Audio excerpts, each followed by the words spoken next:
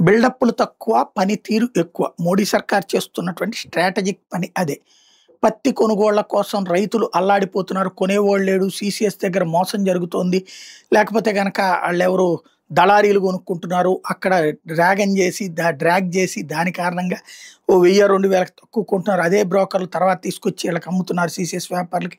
ఇట్లాంటి రకరకాలు ఎప్పటినుంచో చూస్తున్నాం. దానికి పరిష్కారం మోడీ సర్కార్ ఆలోచించింది.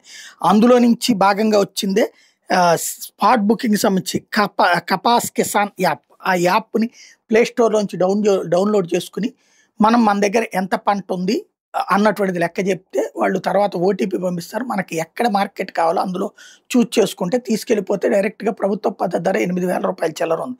అది ఇచ్చేస్తారు. ఏ ప్రాబ్లమ్ లేదు.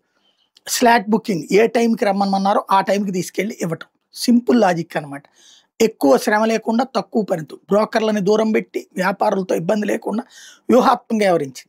పత్తి రైతు సద్వినియోగం చేసుకోవాలి. అదే సందర్భంలో స్థానికంగా ఉన్నటువంటి చదువుకున్న వాళ్ళు, చదువుకున్నటువంటి వాళ్ళకి ఆ యాప్ ఎలా వాడాలో ట్రైన్ చేస్తే బావుంటది. లేదా వాళ్ళు చేసి పెట్టిన పని బానే ఉంటదో వాలంటీర్ సర్వీస్ లాగా.